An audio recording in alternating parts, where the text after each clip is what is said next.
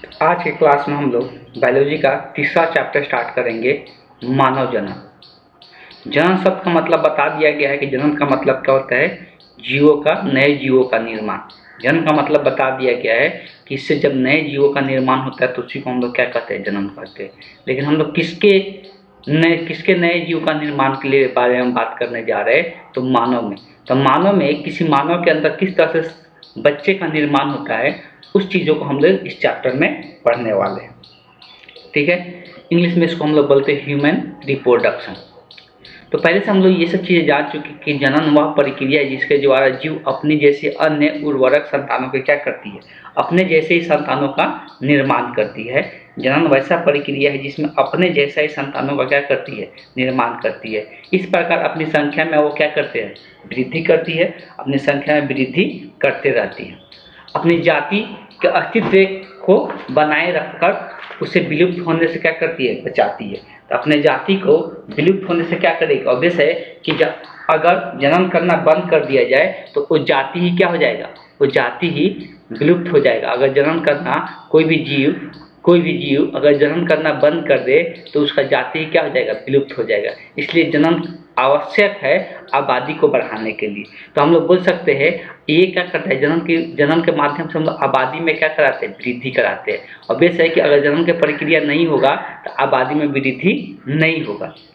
जातियों का अनुरक्षण करते हैं, बचाव करते हैं, मेंटेनेंस करते हैं, बचाव करते हैं, उसे अगले पीढ़ी तक हम लोग लेके जाते हैं। ऐसा नहीं कि इसको खत्म हम लोग कर देते हैं। ठीक, जातियों को विलुप्त होने से बचाते हैं, जातियों के लाभकारी गुणों को वंशागत कराते हैं। अब देखो होता क्या है कि गुण हम लोग स्थापित होता जाता है, मतलब माता पिता से गुण हम लोग अपने बच्चे में जाता है। मतलब बोल सकते हैं कि हम लोगों का गुण जो आता है किससे आता है, अपने माता पिता से आता है। तो उसमें उनका आपको कोई लाभदायक गुण होता है तो वो भी गुण हम लोग के अपने अंदर आ जाता है। तो ये किस प्रकार से ये गुण आता है, तो देखो इसका दो ही कारण होता है। देखो अगर नर का बात करेंगे तो नर को अगर यहाँ पर क्या बोला जाता है, पिता बोला जाता है। और मादा का बात करेंगे तो उसको माता बोला जाता है। माता बोलो, माँ बोलो, जो बोल सकते हैं। ठीक, तो होता क्या है, पिता के शरीर के अंदर एक चीज का निर्माण होता है, वो होता है, तो वो क्या होता है, शुक्राणु। क्या होता है, शुक्राणु। वैसे ही मादा के अंदर, माता को बोल सकते हैं, तो माता पिता से ही बच्चे का निर्माण होता है। इसके अंदर जो निर्माण होता है वो होता है अंडाणु। यही ऐसा दो चीज होता है, तो दोनों चीज को मिलने से ये शुक्राणु और अंडाणु क्या होता है, आपस में मिलता है। तो मिलने से क्या होता है, बच्चे का निर्माण होता है, संतति का निर्माण होता है। ठीक है, इससे क्या होता है, बच्चे का निर्माण होता है, संतान का निर्माण होता है। तो इस तरह से यही जो गुण आता है, कैसे आता है, माता पिता से, ये शुक्राणु के जरिए और ये अंडाणु के जरिए बच्चे में ये दोनों का गुण देखने को मिलता है, जिससे संतान का निर्माण होता है। तो इस तरह से दोनों का, पिता और माता का, दोनों का गुण संतान में देखने को मिलता है। कभी कभी ऐसा भी होता है दोनों का गुण से भी ज्यादा गुण देखने को मिल जाता है, दोनों को आपस में मिलने के कारण। इसलिए दोनों का गुण क्या होता है, अलग अलग होता है। अभी से माता पिता का गुण अलग अलग होता है, तो दोनों को मिलने से हो सकता है एक नए गुण का निर्माण हो जाए। तो इस तरह से देखने को हम लोग को मिलता है। तो आज के क्लास में हम लोग यही जानने वाले हैं कि ये किस प्रकार से शुक्राणु कहाँ पे बनता है, अंडाणु कहाँ पे बनता है, और कि किस प्रकार से मिलता है, उसके प्रोसेस को हम लोग यहाँ पर देखने वाले हैं। तो सबसे पहले हम लोग मानव जनन तंत्र के बारे में बात करेंगे कि मानव के अंदर ऐसा कौन सा अंग होता है जिससे क्या होता है, शुक्राणु और अंडाणु का निर्माण होता है और उससे निषेचन की घटना होकर बच्चे का निर्माण होता है। इसके बारे में हम लोग यहाँ पे चर्चा करेंगे। बेसिकली होता क्या है, मानव जनन तंत्र अन्य जंतुओं की अपेक्षा बहुत अधिक विकसित होता है। तो सभी अगर जंतुओं का बात करें, सबसे ज़्यादा विकसित मानव का जनन अंग ही होता है, मानव का जनन अंग ही होता है। ठीक, अगर बात करेंगे जो मनुष्य होता है वो एक लिंगी होता है, इसको एक लिंगाश्री भी कहते हैं या डायोसियस में हम लोग कहते हैं। ठीक, डायोसियस भी कहते हैं। एक लिंगाश्री मतलब यूनिसेलुलर होता है, एक लिंगी होता है। तो एक लिंगी का मतलब होता है कि इसमें जो विशिष्ट होता है, इसमें जो व्यक्ति होता है, इसमें मादा का जनन अंग अलग होता है, मादा का जनन तंत्र अलग होता है और नर का जनन तंत्र अलग होता है। अलग अलग व्यक्तियों में देखने को मिलता है, अलग अलग व्यक्तियों में देखने को मिलता है, इसलिए इसको हम लोग एक लिंगी कहते हैं। कुछ कुछ जीव ऐसा होता है जो द्विलिंगी होता है, कुछ कुछ जीव ऐसा होता है जो द्विलिंगी होता है। द्विलिंगी जीव में उसमें मादा का जनन अंग और नर का जनन अंग दोनों के दोनों उसमें एक ही के शरीर के अंदर रहता है, तो उसको हम लोग द्विलिंगी जीव कहते हैं। जैसे केचुआ इसका एग्जाम्पल है, ठीक है। दोनों के जनन तंत्रों के लैंगिक अंग या जनन या जनन ग्रंथि या नोडल मौजूद होते हैं। अब इसमें जनन तंत्र में क्या क्या चीज़ें आता है, अब इसके जनन तंत्र में क्या क्या चीज़ें होता है, तो लैंगिक अंग होता है, या इसको जननद कहते हैं, या जनन ग्रंथिया भी बोलते हैं, या मोनड भी हम लोग बोलते हैं। ये सब चीज़ें मौजूद होता है। तो अगर नर का जनन अंग का बात करेंगे, तो नर का जनन अंग का बात करेंगे तो सबसे महत्वपूर्ण जो नर का जनन अंग होता है वो क्या होता है, तो ब्रीसन होता है। सबसे महत्वपूर्ण जो नर का जनन अंग होता है ब्रीसन होता है, जिसको इंग्लिश में हम लोग क्या कहते हैं, तो इंग्लिश में टेस्टिस कहते हैं, इंग्लिश में हम लोग टेस्टिस कहते हैं। तो जो महत्वपूर्ण नर का जनन अंग होता है तो ये ब्रीसन होता है, और यही ब्रीसन जो होता है, इसी ब्रीसन में शुक्राणु का निर्माण होता है, इसी ब्रीसन में शुक्राणु का निर्माण होता है। अगर मादा का महत्वपूर्ण जनन अंग का बात करेंगे तो वो अंडाशय होता है। वो क्या होता है, अंडाशय होता है। तो मादा का अगर महत्वपूर्ण जनन अंग का बात करेंगे तो अंडाशय होता है, या इसको इंग्लिश में हम लोग ओवरी कहते हैं, इंग्लिश में इसको ओवरी हम लोग कहते हैं, ठीक। और यही अंडाशय में अंडाणु का निर्माण होता है, इसी अंडाशय में अंडाणु का निर्माण होता है। और कुछ सहायक लैंगिक अंग भी होता है, कुछ सहायक लैंगिक अंग भी होता है जो क्या करता है, ये इसमें अंडाणु का निर्माण करने और वृषण में शुक्राणु का निर्माण करने में मदद करता है, या उसका पोषण प्रदान करता है। इस बात को ध्यान में रखिएगा, ठीक। तो ये कुछ महत्वपूर्ण इंपॉर्टेंट पॉइंट था जो मानव जनन अंग से था, ठीक, मानव जनन अंग से था। तो इस बात को ध्यान में रखना है जो चीज़ें यहाँ पे हम बताए हैं। तो अगर हम लोग बात करेंगे तो सबसे पहले तो यही याद रखना है, नर का जो लैंगिक अंग होता है, महत्वपूर्ण लैंगिक अंग होता है वो वृषण होता है, और मादा का जो महत्वपूर्ण अंग होता है उसको हम लोग अंडाशय कहते हैं, उसको हम लोग अंडाशय कहते हैं, या इंग्लिश में हम लोग ओवरी कहते हैं। और नर का उसको इंग्लिश में हम लोग क्या कहते हैं, टेस्टिस कहते हैं, इसमें हम लोग क्या कहते हैं, टेस्टिस कहते हैं। इस बात को ध्यान में रखना। अब इस वृषण के बारे में पढ़ लेते हैं, तो वृषण कैसे काम करता है, कैसे वर्क करता है। अगर वृषण के बात करेंगे तो सबसे पहले हम नर जनन अंग के बारे में पढ़ने जा रहे हैं, मेल रिप्रोडक्टिव ऑर्गन के बारे में पढ़ने जा रहे हैं, ठीक है। तो मेल रिप्रोडक्टिव ऑर्गन के बारे में हम लोग यहाँ से पढ़ेंगे। तो बेसिकली वृषण पुरुष का एक प्रमुख जनन अंग होता है, यही एक प्रमुख जनन अंग होता है, क्योंकि इसी में क्या होता है, नर युग्मक का निर्माण होता है। देखो, जिसको नर युग्मक के रूप में हम लोग क्या कहते हैं, शुक्राणु कहते हैं। अब बार बार ये चीज़ें आते रहता है, युग्मक। अब देखो, जितना भी जीव होता है सब में युग्मक बनता है, सब में क्या होता है, युग्मक बनता है। अगर पेड़ पौधा का बात करेंगे तो उसमें हम लोग पढ़े थे, क्या होता है, परागकण जो होता है वो नर युग्मक होता है। अब अगर यहाँ पे इंसान में नर युग्मक का बारे में बात करेंगे तो वो क्या होता है, शुक्राणु बनता है। और शुक्राणु कहाँ पे बनता है इंसानों में, तो शुक्राणु कहाँ पे बनता है, इस बात को ध्यान में रखना है। वो वृषण के अंदर बनता है, वृषण के अंदर बनता है, ठीक है। प्रत्येक पुरुष में 2 अंडाकार वृषण पाए जाते हैं। अब देखो, जोड़ा में पाया जाता है। अगर इसका साइज का बात करेंगे, ठीक है, इसका साइज का बात करेंगे तो साइज जो होता है ये 5 सेंटीमीटर मतलब लंबाई चौड़ाई ऊंचाई इसका दिया हुआ है इस वृषण का।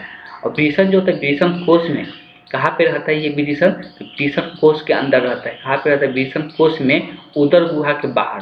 अब देखो, वक्ष गुहा, देह गुहा और उदर गुहा, 3 को गुहा हम लोग के शरीर में पाया जाता है। नॉर्मली अगर बात करेंगे, मान लो कि ये इंसान का सर है, ये गला है, गला के बाद यहाँ पे आएगा, उसके बाद यहाँ पे बीच में कमर आता है, कमर के बाद जांघ, यहाँ से आएगा पैर रहेगा। ये नॉर्मली एक ऐसा समझ सकते हैं कि ये एक इंसान का डायग्राम, ठीक है। तो देखो, ये जो चेस्ट वाला हिस्सा होता है, छाती वाला जो पूरा हिस्सा होता है, इसके अंदर जो भी खाली स्थान रहता है उसको हम लोग वक्ष गुहा कहते हैं। क्या कहते हैं, उसको हम लोग वक्ष गुहा कहते हैं। जो ये पूरा पेट वाला हिस्सा रहता है, जो ये पूरा पेट वाला हिस्सा रहता है, इसको हम लोग क्या कहते हैं, तो इसको हम लोग देह गुहा कहते हैं। इसको हम लोग क्या कहते हैं, देह गुहा कहते हैं। और जो यहाँ पे वो देह गुहा के नीचे, पेट के जस्ट नीचे, तो यहाँ पर जो पेट के नीचे होता है, यहीं पर सारा जनन अंग पाया जाता है। जो पेट के नीचे होता है, यहीं पर सारा जनन अंग पाया जाता है। और ये जो जनन अंग यहाँ पे पाया जाता है, तो यहाँ पे जो खाली स्थान पाया जाता है, उसको हम लोग क्या कहते हैं, तो उसको हम लोग उदर गुहा कहते हैं। उसको हम लोग क्या कहते हैं, उदर गुहा कहते हैं। तो 3 गुहा का नाम याद रखना है, वक्ष गुहा, देह गुहा और उदर गुहा। यही उदर गुहा के नीचे बात किया जा रहा है, मतलब दोनों जांघों के बीच में ही क्या देखने को मिलता है, तो वृषण कोष होता है। क्या होता है, वृषण कोष होता है। और इसी वृषण कोष के अंदर क्या होता है, वृषण का निर्माण होता है। इसी वृषण कोष के अंदर वृषण के निर्माण होता है। यहाँ पर दिया भी है, दोनों जांघों के बीच में ये स्थित होता है। ये दोनों जांघों के बीच में ही देखने को मिलता है कि ये स्थित होता है। ठीक है, 3 गो गुहा याद रखना, ये बार बार कहीं ना कहीं देखने को मिलता है। दोनों जांघों के बीच में रहता है। ये वृषण कोष का त्वचा में एक मोटी खोल के जैसा होती है। वृषण कोष का अगर त्वचा देखा जाए तो एक मोटी खोल के जैसा होता है। ठीक है, अगर इसको डायग्राम से देखना चाहेंगे तो यहाँ पर भी देख सकते हैं। इसको आगे भी बढ़ाएंगे, बताएंगे। यहाँ पर ये दोनों अलग अलग करके दिखाया गया है। ये दोनों वृषण को अलग अलग करके दिखाया गया है। ये वृषण दोनों साथ में रहते हैं, यही 2 वृषण होता है। यही 2 वृषण होता है, दोनों साथ में गोली टाइप का यहाँ पर रहता है। और ये शरीर के बाहर रहता है। ठीक है, यही 2 वृषण होता है। इसी वृषण, ये दोनों एक साथ रहता है, ये वृषण कोष इसको बोलता है। इसी वृषण कोष के अंदर ये दोनों वृषण देखने को मिलता है। और इसी के अंदर क्या होता है, तो शुक्राणु का निर्माण होता है। ठीक है,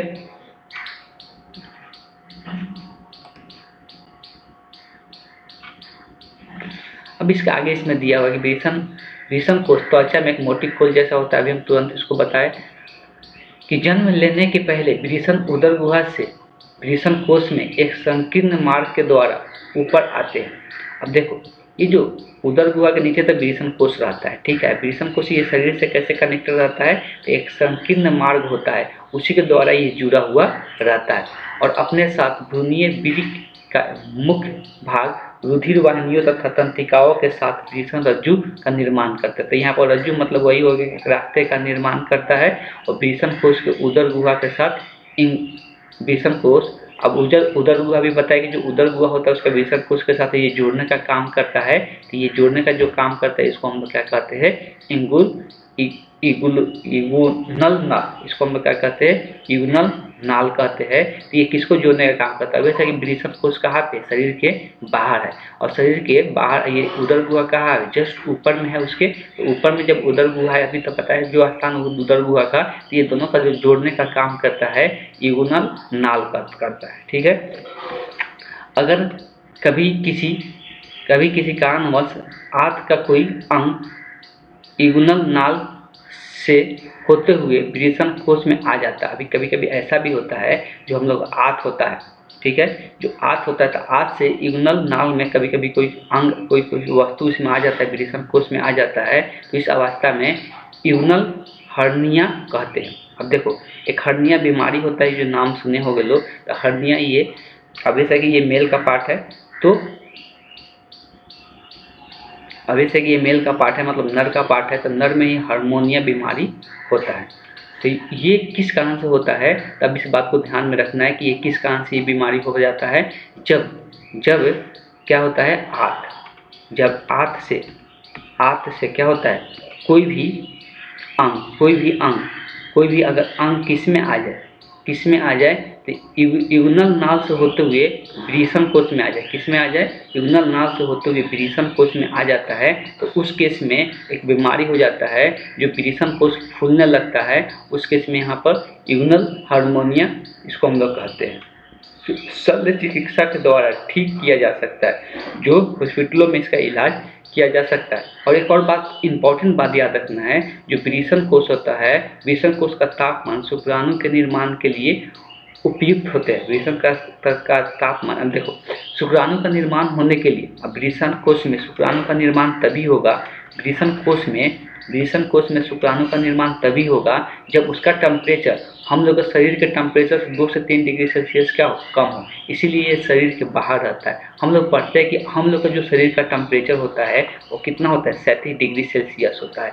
37 डिग्री सेल्सियस होता है।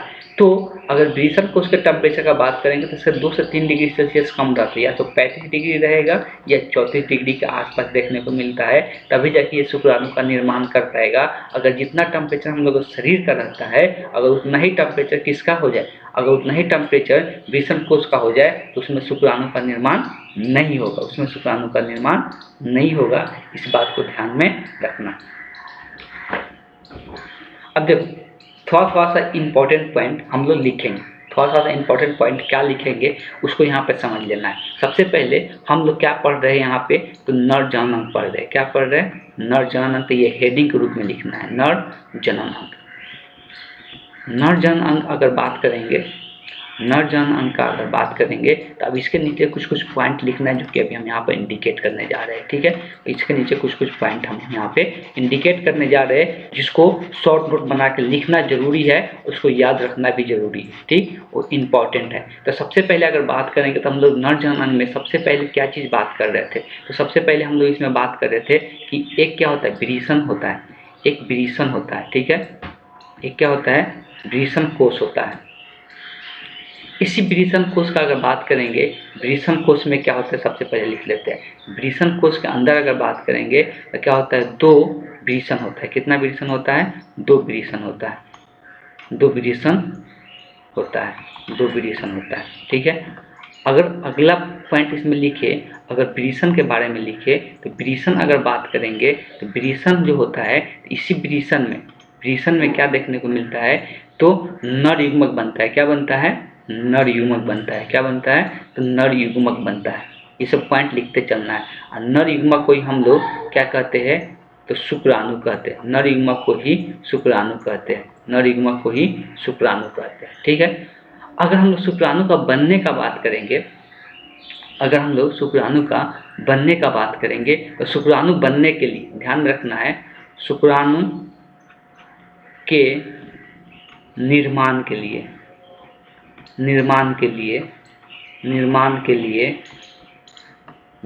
के लिए वृषण कोश का टेम्परेचर, किसका? वृषण कोश का टेम्परेचर, वृषण कोश का ताप कितना होना चाहिए? वृषण कोश का ताप तो 2 से 3 डिग्री सेल्सियस कम होना चाहिए, कम होना चाहिए अपने शरीर से। ठीक है, तो ये इतना पॉइंट लिख लेना है, सभी को, ये इम्पोर्टेंट पॉइंट है। ठीक, तो ये इतना लिख लेना है। आगे का हम लोग देखते हैं और क्या दिया हुआ है। मिटा दे, पॉज करके अपने वीडियो को लिख लेना है। ठीक, आगे का बात करेंगे, ये तो बात हो गई कि टेम्परेचर कम होना चाहिए। अब अगर आगे बात करेंगे, प्रत्येक वृषण संयोजी उत्तक का बना होता है। तो ये किसका बना रहता है? संयोजी उत्तक। देखो, अगर उत्तक का बात करेंगे तो हम लोग संयोजी उत्तक वैसा उत्तक होता है जो 2 चीज़ों को जोड़ने में मदद करता है, या तो हड्डी से त्वचा को जोड़ने में या हड्डी को हड्डी से जोड़ने में ये मदद करता है संयोजी उत्तक। ये जो वृषण कोश होता है, ये संयोजी उत्तक का बना एक आवरण से ढका हुआ रहता है। इस आवरण को हम लोग नाम देते हैं। अब ये जो संयोजी उत्तक का बना रहता है, ये जो आवरण से ढका हुआ रहता है, उस आवरण को हम लोग बोलते हैं टूनिका एल्बोनिया, टूनिका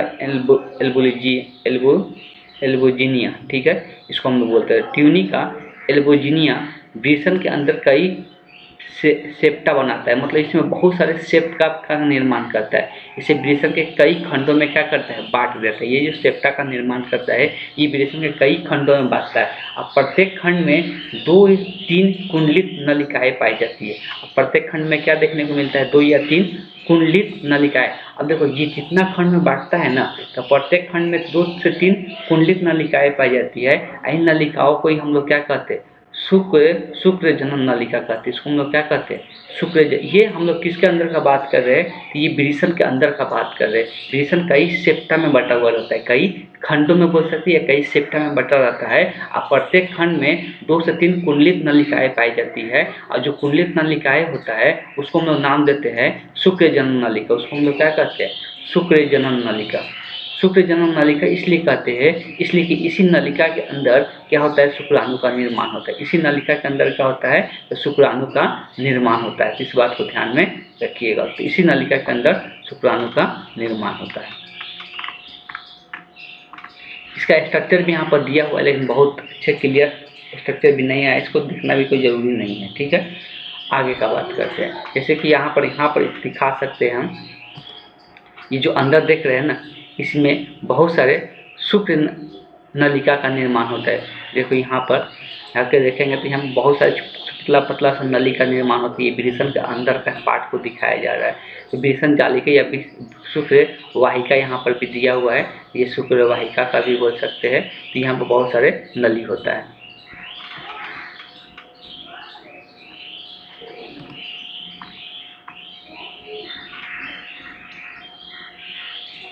अब ये नलिकाएं भ्रूणीय अधिच्छद से आच्छादित रहती है और इसमें 2 प्रकार की कोशिकाएं होती है। मतलब ये कोई घिरा हुआ नहीं रहता है, आच्छादित छायांकित रहता है। ठीक है, और इसमें 2 प्रकार की कोशिकाएं होती है। पहले जो होता है इसमें इसके अंदर अब 2 प्रकार की कोशिका पाया जाता है। पहले जो होता है वो शुक्राणु कोशिका जनन होता है, जिसमें शुक्राणु का निर्माण होता है, जो नलिका में गुहा में पड़े रहते हैं। जो नलिका गुहा खाली स्थान, गुहा का मतलब ये होता है खाली स्थान में पड़े रहते हैं। दूसरा कोशिका जिसको हम लोग कहते हैं सहायक कोशिका। देखो अब इसमें 2 प्रकार की कोशिका होता है। एक शुक्राणु कोशिका जनन होता है, शुक्राणु कोशिका जन होता है, शुक्राणु कोशिका जन होता है। दूसरा सहायक कोशिका होता है। सहायक कोशिका को हम लोग सेंट्रोलिक कोशिका भी हम लोग कहते हैं। सहायक कोशिका को हम लोग सेंट्रोलिक कोशिका भी कहते हैं। ये कोशिकाएं लंबी होती है और इनके सिरा नलिका के गुहा की ओर दिखाई देती है। इसका सिरा का अगर बात करेंगे, इसका सिरा जो होता है नलिका की गुहा की ओर दिखाई देता है। सेंट्रोली की कोशिकाएं शुक्राणु कोशिका जन के आकार और पोषण प्रदान करती है। अब देखो, अब इसका जो नलिका हम लोग पढ़ रहे थे, तो इस छोटे छोटे नलिका में 2 कोशिका पाया जाता है। ध्यान रखना है, क्या पाया जाता है? 2 कोशिका पाया जाता है। एक को हम लोग कहते हैं शुक्राणु कोशिका जन। अब इसमें क्या होता है? जैसे कि शुक्राणु का निर्माण होता है। दूसरा जो कोशिका होता है वो होता है सहायक कोशिका। तो बेसिकली होता क्या है कि जो सहायक कोशिका होता है, इसका काम क्या होता है? तो इसका वृद्धि कराना और इसको पोषण प्रदान करना, इसके आकार का निर्माण करना और इसके पोषण को प्रदान करना, शुक्राणु के पोषण को प्रदान करना और उसके आकार का निर्माण करना। पोषण का मतलब तो आप लोग जानते होंगे, मतलब भोजन प्रदान करना। ठीक, इतालिक उत्तकी वैज्ञानिक एरिको सोर्टेली ने 1842 से 1810 में इन कोशिकाओं का आविष्कार किया था। शुक्र जन नलिकाओं के बीच में एक विशेष प्रकार की कोशिका होती है। जो शुक्र नलिका होता है उसके बीच में एक विशेष प्रकार की कोशिका पाई जाती है, जिसको हम लोग अंतराली कोशिका कहते हैं। तो ये किसके बीच में होता है? शुक्र जनन कोशिका जो होता है, शुक्र जनन जो कोशिका होता है, उसी के बीच में ये अंतराली कोशिका पाया जाता है, या इसको लाइडिंग कोशिका भी कहते हैं, लीडिंग कोशिका भी कहती है। इसी को हम लोग क्या कहते हैं? लीडिंग कोशिका भी कहते हैं। इन कोशिकाओं को जर्मन शरीर रचना विज्ञान के वैज्ञानिक लाइडिंग फ्रॉज वान लाइडिंग ने खोज किया था। इन कोशिकाओं के द्वारा नर हार्मोन एंड्रोजन का स्राव होता है और ये हार्मोन शुक्राणु जनन को क्या करता है? नियंत्रित करता है। बात को ध्यान से समझने की कोशिश कीजिएगा। ये क्वेश्चन भी पूछा था कि लीडिंग कोशिका क्या होता है। लीडिंग कोशिका क्या होता है? तो ये लीडिंग कोशिका जो होता है, सबसे पहले ध्यान रखना है लीडिंग कोशिका पाया कहाँ पे जाता है? तो जो शुक्राणु जनन नलिका होता है, उसी के बीच में पाया जाता है। शुक्राणु जनन जो नलिका होता है उसी के बीच में पाया जाता है लीडिंग कोशिका। अब ये काम क्या करता है? लीडिंग कोशिका जो होता है वो नर हार्मोन का स्रावित करता है। ये क्या करता है? तो लीडिंग कोशिका जो होता है ये नर हार्मोन का स्रावित करता है। और जो नर हार्मोन होता है वो कौन सा हार्मोन होता है? एंड्रोजन होता है। क्या होता है? एंड्रोजन हार्मोन का स्रावित करता है। तो लीडिंग कोशिका जो होता है ये एंड्रोजन हार्मोन का स्रावित करता है। और एंड्रोजन हार्मोन क्या करता है? तो शुक्राणु जनन को नियंत्रित करता है। शुक्राणु जनन कितना बनना चाहिए, कितना नहीं बनना चाहिए, तो ये इसको नियंत्रित करके रखता है। तो लीडिंग कोशिका के बारे में याद रखना है कि ये एक हार्मोन को स्रावित करता है। स्रावित मतलब कि उसका निर्माण करने या उसको निकालना अपने अंदर से। कौन सा हार्मोन को निकालता है? एंड्रोजन हार्मोन को निकालता है। कौन सा हार्मोन को निकालता है? एंड्रोजन हार्मोन का निकलता है। एंड्रोजन हार्मोन जो निकलता है वो किस लिए निकलता है? हार्मोन का काम ही होता है किस चीज़ का वृद्धि कराना या किस चीज़ को नियंत्रित करना। ठीक है, तो यहाँ पे जो एंड्रोजन हार्मोन होता है वो किसको नियंत्रित करके रखता है? तो शुक्राणु जन्म, जो शुक्राणु का निर्माण होते रहता है उसको नियंत्रित करके रखता है। ठीक, इस बात को ध्यान में रखना है। आगे अगर बात करेंगे तो शुक्रजन नलिकाएं के अंदर की ओर, अब शुक्रजन नलिका की अभी बात हो रहा है तो उसके अंदर की छोटी छोटी नलिका और भी रहता है। तो उसके अंदर जब छोटी छोटी और नलिका रहता है जिसको हम लोग क्या कहते हैं? ट्यूबुलर रेक्टी कहते हैं। ट्यूबुलर रेक्टी द्वारा एक जाल में खुली रहती है, तो एक पूरा एक जाल बना के रखता है जिसको ट्यूबुलर रेक्टी हम लोग कहते हैं, जिसे रेटे लेक्टिस भी कहा जाता है। रेटे लेक्टिस से कम 20 से 25 नलिका निकलती है। तो इससे और भी 20 से 25 नलिका निकलती है जिसको हम लोग शुक्र अपवाहिकाएं या शुक्र नलिकाएं हम लोग कहते थे। ये सब के सब ये कहाँ पे होता है? शुक्र नलिका के अंदर देखने को मिलता है। ट्यूबुलर रेक्टी या रेक्टेक्टिस या शुक्र अपवाहिका सम्मिलित रूप से पूरा का वो मिला दिया जाए तो पूरा को मिला कर हम लोग क्या कहते हैं? अंतःवृषण जनन नली तंत्र कहते हैं। अंतःवृषण जनन नली तंत्र कहते हैं। अब जैसा कि एक के अंदर इतना रह रहा है तो ये तो बहुत सारे हो गए, तो इसके अंदर बहुत सारे शुक्र नलिका यहाँ पर देखने को मिलता है। अब शुक्र अपवाहिका जुड़कर एक अत्यधिक कुंडलित नली का निर्माण करता है जिसको हम अधिवृषण कहते हैं। अब ये सब के सब आपस में जुड़कर, जितना भी अपवाहिकाएं जो नलिका होता है सब आपस में जुड़कर एक बड़े नली का निर्माण करता है जिसको हम अधिवृषण कहते हैं, जिसको हम लोग क्या कहते हैं? अधिवृषण कहते हैं। क्योंकि यहाँ का डायग्राम में आप लोग देख भी सकते हैं कि ये सब जुड़कर एक बड़ा यहाँ पे नली का निर्माण कर रहा है। यहाँ पर एक बड़ा सा नली का निर्माण कर रहा है। तो जो ये बड़ा सा नली का निर्माण हो रहा है इसी को हम लोग क्या कह रहे हैं? तो अधिवृषण कह रहे हैं। ठीक, अब देखो ये जो नर जनन अंग का डायग्राम है इस डायग्राम को जरूर आना चाहिए बनाने। दोनों मादा जनन का भी डायग्राम हम लोग पढ़ेंगे, नर जनन का हम यहाँ पर हिंदी में प्रोवाइड कर दिए है। बुक में अगर देखो तो सब चीज़ वहाँ पे इंग्लिश में दिया हुआ है, इस डायग्राम को बना लेना है। ठीक, नर जनन। अब आगे अगर देखेंगे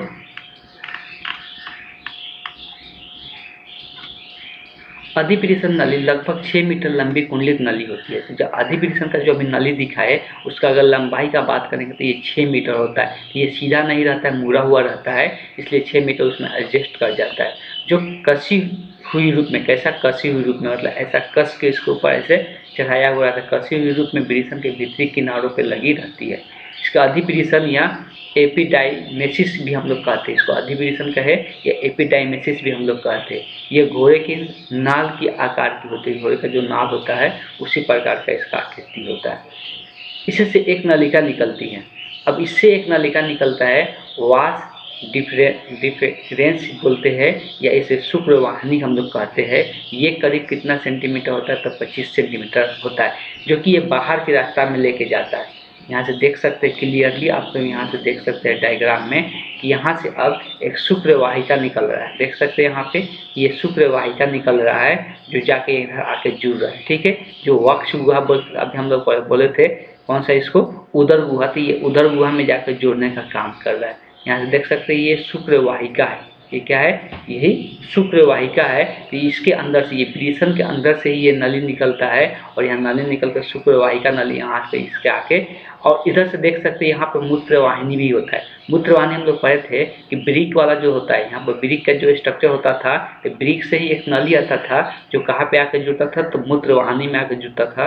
तो मूत्रवाहिनी और शुक्रवाहिका दोनों एक ही नली में आकर यहाँ पे क्या हो जाता है? जुड़ जाता है। दोनों एक ही नली में यहाँ पे क्या हो जाता है? इधर वाला भी वृषण देख सकते हैं, तो इधर वाला भी जो वृषण आया इस तरह से आया और इधर से ये मूत्रवाहिनी आ रहा है। दो नली आता है, ऊपर से मूत्रवाहिनी का किडनी से हम लोग देखने को मिलता है, किडनी से दिखाया गया था 10th क्लास में।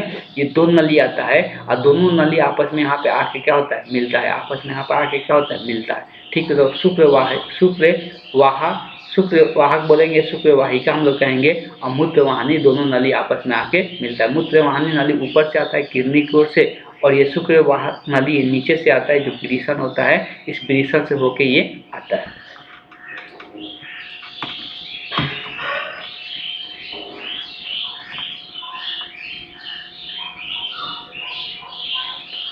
अगर दिया हुआ है शुक्रवाहिनी के दीवार मसल यह संकुचित होता है, मतलब मसल संकुचित होता है, संकुचन हो सकता है, इसमें दब सकता है, फैल सकता है। ठीक, प्रत्येक ओर से शुक्रवाहिनी ग्रीसन के समांतर आगे बढ़कर इगुनल नाल हम लोग पढ़े थे ना, जो जोड़ने का काम करता था, उसी से उदर गुहा में पहुंचकर वो कहाँ पे जाकर जुड़ा था, मूत्राशय के निकट पहुंच जाता था। अभी हम लोग देखेंगे मूत्राशय होता है और ऊपर से मूत्रवाहिनी भी नली आ रहा था, तो उसके निकट आकर ये पहुंच जाता है। मूत्र नली से एक फंदा बनाकर पुनः नीचे की ओर जाता है, तो उससे एक जुड़कर फिर ये नीचे की ओर जाता है, जिसको हम लोग शुक्राशय की नली से मिलकर एक स्खलन नली का निर्माण करता था। स्खलन का मतलब भी होता है उससे बाहर निकलना। तो देख सकते हैं स्खलन नली का निर्माण करता है, दोनों ओर की स्खलन नली को पुनः अस्त ग्रंथि से प्रवेश करके, अब दोनों स्खलन नली जो होता है उसको पहले एक ग्रंथि से प्रवेश करना पड़ता है। कौन सा ग्रंथि? तो पुनः अस्त ग्रंथि के से प्रवेश करना पड़ता है। तो पुनः अस्त ग्रंथि से प्रवेश करके मूत्राशय से आने वाले मूत्र मार्ग में प्रवेश कर जाती है और मूत्र मार्ग के आगे बढ़कर शीर्ष के माध्यम से गुजरता है और उससे फिर मूत्र जनन छिद्र के द्वारा क्या हो जाता है, बाहर खुल जाता है। तो यहाँ पे जो उसको उत्सर्जन जनन नलिका भी कहते हैं। यहाँ पे क्लियरली आप लोग देख सकते हैं कि यहाँ पर क्या होता है, यहाँ पे जो यहाँ पे ये मूत्राशय होता था, मूत्राशय क्या होता है, मूत्र को इकट्ठा करके रखता है, समय समय पर नली से बाहर निकलता रहता है। हम लोग जानते हैं कि जो नर जनन अंग होता है, ये नली यहाँ पर एक ग्रंथि होता है, यहाँ पर क्या होता है, ग्रंथि होता है, तो दोनों नली को इकट्ठा करते हैं। यहाँ पर देख सकते हैं इधर से भी नली आया और इधर से भी नली आया और दोनों नली आपस में मिलकर और ये मूत्र मार्ग होता है। इसी मूत्र मार्ग से क्या होता है, शीर्ष में मुंड होता है और इसी से बाहर मूत्र के रास्ते से बाहर निकल जाता है। और शुक्राणु का जो निर्माण होता है, शुक्रवाहिका होता है, ये भी इसी नली से क्या होता है, बाहर निकलता है। दोनों का रास्ता सेम ही होता है। ठीक है, इस बात को ध्यान में रखिएगा।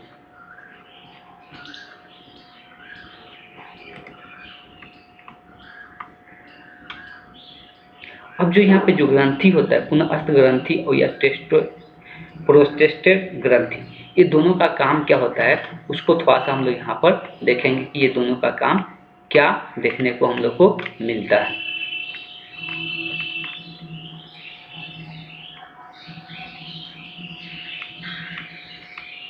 तो देखो, अगर पोस्टेट ग्रंथि का बात करेंगे, ग्रंथि होता ही है कोई ना कोई चीज़ का श्रवण करता है। ठीक है, ग्रंथि का काम ही होता है कोई ना कोई चीज़ का श्रवण करता है। तो ये क्या चीज़ों का श्रवण करता है इसके बारे में हम लोग देख लेते हैं। तो मूत्राशय के आधार तल पर स्थित एक गोलाकार स्पंजी ग्रंथि होता है। तो ये कहाँ पे रहता है, जो अभी मूत्राशय हम दिखाए जहाँ पे मूत्र इकट्ठा होता है, वहाँ के उसके आधार मतलब उसके नीचे, ठीक है, गोलाकार स्पंजी एक ग्रंथि होता है, जो कि यहाँ पर डायग्राम में पोस्टेज ग्रंथि हम अभी दिखाए भी थे। यहाँ पर एक पोस्टेज ग्रंथि होता है, यहाँ से देख सकते हैं, ये यहाँ से ये देख सकते हैं, ये पोस्टेज ग्रंथि होता है। यही ये मूत्राशय के जस्ट नीचे यहाँ पर स्थित रहता है पोस्टेज ग्रंथि। ठीक,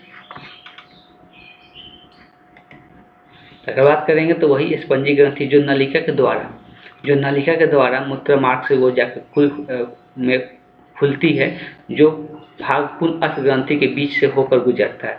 यह ग्रंथि कम से कम 30 से 40 नलिका कोष्ठीय प्रकार की ग्रंथि के समूह है। तो ये 30 से 40 नलिका इसमें पाया जाता है। नली इतना पतला सा होता है, ये तो एक छोटा सा हिस्सा है, उसके अंदर इतना छोटा सा नली पाया जाता है, जो भागपूर्ण अस्त ग्रंथि के बीच से होकर गुजरती है। ठीक है, तो पढ़ लिए। अब ये होता किस लिए, तो इसमें एक पदार्थ होता है, इसमें एक पदार्थ का स्राव होता है, एक द्रव स्रावित होता है। इसमें क्या होता है, एक द्रव स्रावित होता है जो सफेद पतला अम्लीय होता है। अब इस जो पूर्ण अस्त ग्रंथि होता है, जो पोस्टेज ग्रंथि होता है, इसमें से एक द्रव स्रावित होता है। जो पोस्टेज ग्रंथि होता है, इसमें से एक द्रव स्रावित होता है। इस बात को ध्यान में रखिएगा। इसमें से जो द्रव स्रावित होता है वो कैसा होता है, तो सफेद होता है, सादा होता है, यह पतला रहता है और ये कैसा होता है, अम्लीय होता है। इसे शुक्राणुओं का सक्रियन बनाता है। ये क्या काम करता है, इस शुक्राणु को क्या करता है, सक्रिय करता है। शुक्राणु को क्या करता है, सक्रिय करता है, उसको एक्टिव करता है। तो ये शुक्राणु को एक्टिव करने में मदद करता है, ये शुक्राणु को एक्टिव करने में मदद करता है। तो कुछ जो इम्पोर्टेंट पॉइंट है उसको फिर से यहाँ पर कुछ पॉइंट हम लिख देते हैं जो कि याद रखने वाला है। तो यहाँ पर दो ग्रंथि के बारे में हम लोग देखें। एक ग्रंथि यहाँ पर फिर से भी छूट रहा था, कौन सा ग्रंथि था, यहाँ पे कहाँ पे देख रहे थे कि लिखवा दिए थे, अच्छा नहीं लिखवाए थे, तो हाँ, लीडिंग ग्रंथि, तो अगला जो पॉइंट है लिखना है लीडिंग। तो ये लीडिंग कोशिका होता है। क्या होता है? लीडिंग कोशिका। लीडिंग कोशिका का काम क्या होता है? डॉट करके लिखना है। लीडिंग कोशिका में क्या होता है? तो एक हार्मोन स्रावित होता है। तो इसके अंदर ही तीर का निशान देते कि लिखते जाना। तो इसके हार्मोन स्रावित होता है। और ये हार्मोन कौन सा होता है? ये क्या है? एक नर हार्मोन स्रावित करता है। नर हार्मोन स्रावित करता है जिसको हम लोग क्या कहते हैं? एंड्रोजन। जिसको हम लोग क्या कहते हैं? एंड्रोजन।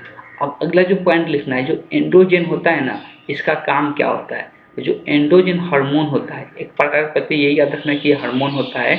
एंड्रोजन क्या करता है? तो शुक्राणुओं को नियंत्रित करता है। शुक्राणुओं के निर्माण में शुक्राणु जनन किसका? तो शुक्राणु जनन का नियंत्रित करता है। शुक्राणु जनन को नियंत्रित करता है, नियंत्रण करता है। ठीक, तो इस बात को ध्यान में रखना है। नियंत्रण करता है।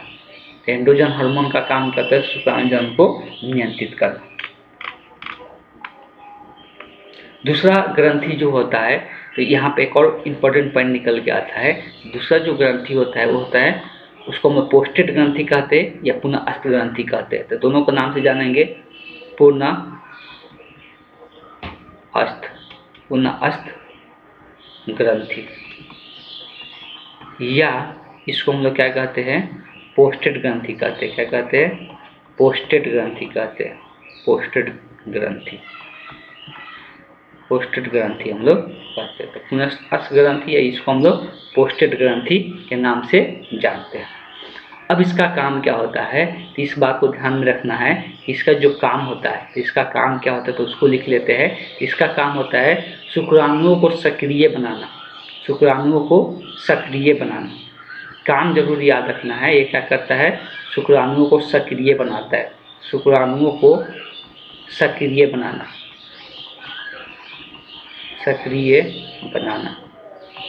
तो यही इसका काम होता है, शुक्राणुओं को क्या करना? सक्रिय बनाना। ठीक है, देखो आगे दिया है, किसी कारणवश वयस्क पुरुष किसको बोलते हैं? जो 28 साल से अधिक का एज का होता है उसको वयस्क पुरुष कहते हैं। तो अगर पोस्टेट ग्रंथि बड़ी हो जाती है किसी कारण से, जो पोस्टेट ग्रंथि यहाँ पे है वो क्या हो जाता है? बड़ा हो जाता है।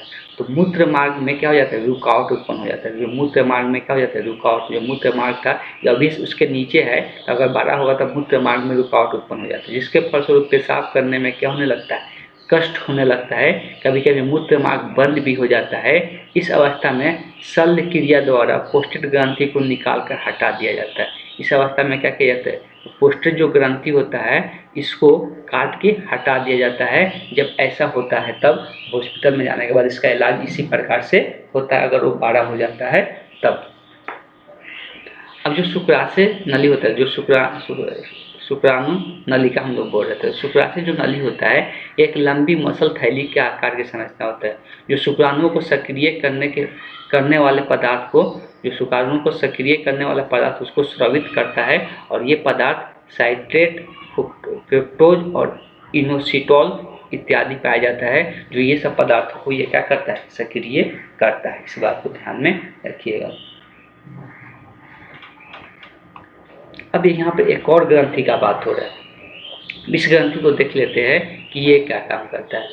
तो कॉपर इसको बोलते हैं, बुलवाउरेथॉल ग्रंथि इसको बोलते हैं, या कॉपर ग्रंथि में हम लोग कॉपर ग्रंथि के नाम से नॉर्मली जानते हैं। ठीक, एक जोड़ी पोस्टेट ग्रंथि के बीच नीचे, अब ये कहाँ पे रहता है? तो पोस्टेट ग्रंथि जो एक जोड़ी होता है, दो पोस्टेट ग्रंथि होता है जो मूत्राशय के नीचे रहता है, ये पोस्टेट ग्रंथि। अब इसी के नीचे क्या होता है? ये स्थित रहता है कॉपर ग्रंथि। यह मूत्र मार्ग में खुलती है। कहाँ पे जाकर खुलती है? तो मूत्र मार्ग में। यह भी नलिका कोष्ठीय ग्रंथि है। ये क्या है? कोष्ठीय ग्रंथि है। इसका स्राव क्षारीय द्रव होता है। तो इसका जो स्राव होता है इसमें कैसा पदार्थ निकलता है? उसमें से देखिए, याद रखिएगा, वो अम्लीय निकल रहा था और ये कैसा होता है? क्षारीय होता है। और मूत्र अम्ल के शुक्राणुओं को रक्षा करता है। तो ये अम्ल से रक्षा करने के लिए इसका स्राव होता है। अम्ल से, जो अम्ल का मूत्र में जो अम्लीय मान होता है उसको रक्षा करने के लिए ये क्षारीय पदार्थ स्रावित होता है। तो ये कहाँ से स्रावित होता है? तो कॉपर ग्रंथि से स्रावित होता है। इसको भी पॉइंट आउट करके लिख लेना है। इसको भी पॉइंट आउट करके लिख लेना है। ये लिखवा देते हैं। तो ये जो पोस्टेड ग्रंथि काउपर ग्रंथि होता है, तो काउपर ग्रंथि का काम क्या होता है? काउपर ग्रंथि, तो बेसिकली इसका जो काम होता है, ये क्या काम करता है? तो ये क्षारीय पदार्थ स्रावित करता है। ये क्या करता है? क्षारीय द्रव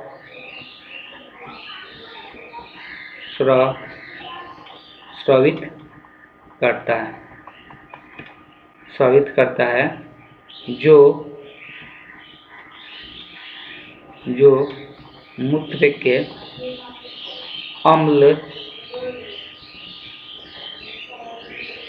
अम्ल से शुक्राणु को बचाता है। किसको बचाता है?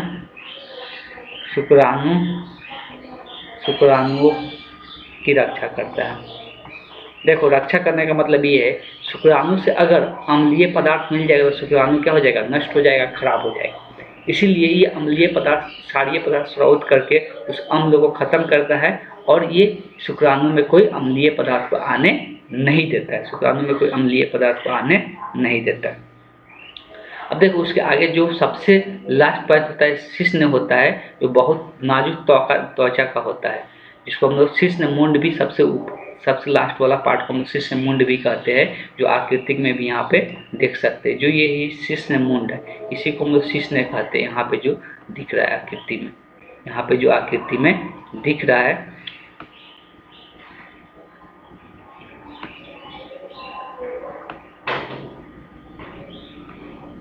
ठीक। तो इसी को हम लोग, ये जो सबसे ऊपर वाला, इसे यहाँ पर पेशाब का रास्ता होता है, मूत्र का रास्ता होता है, और यहाँ पर शिश्न मुंड यहाँ पर पाया जाता है।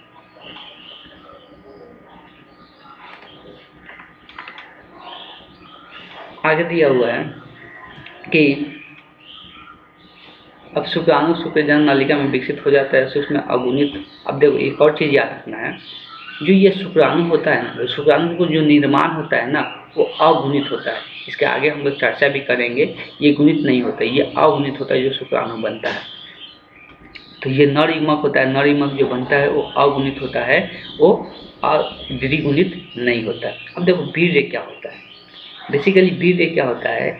तो वीर्य जो होता है वो शुक्राणु और एक यहाँ पर द्रव स्रावित होता है, उसके दोनों को, अब देखो, हम लोग पढ़े थे, याद अगर होगा, मैथुन के समय, मैथुन मतलब जो हम लोग जब संबंध बनाते हैं, नर और मादा जब एक दूसरे से संबंध बनाते हैं, तो उसी समय शिश्न का जो शीर्ष होता है, उसी स्थिति में मूत्र जनन छिद्र से ही एक द्रव निकलता है। जो द्रव निकलता है, जब हम संबंध बनाते हैं तो उसी टाइम ये द्रव निकलता है, और वही द्रव क्या कहते हैं? वीर्य कहलाता है। अब वीर्य बेसिकली किसका मिक्सचर होता है? तो पूर्ण अस्त ग्रंथि जो शुक्राणु द्रव और शुक्र द्रव निकलता है पूर्ण अस्त ग्रंथि से। यही दोनों मिल के हम लोग उसको क्या कहते थे? वीर्य जो होता है, उसका दो चीज इसमें मिलता है, शुक्राणु रहता है और साथ साथ प्लस में इसमें एक क्या होता है? तो शुक्रिय द्रव होता है। क्या होता है? शुक्रिय द्रव होता है। जो शुक्रिय द्रव होता है वो कहाँ से निकलता है? तो पूर्ण अस्थि द्रव, जो हम लोग पढ़े थे, उससे निकलता है। अगर इसमें वीर्य की उपस्थिति में इसमें शुक्राणु प्राप्त 10% होता है। जो इसमें शुक्राणु होता है, तो ये शुक्राणु का जो मात्रा होता है कितना होता है? 10% होता है। तो अब कि ये द्रव का मात्रा कितना होगा? 90% होगा।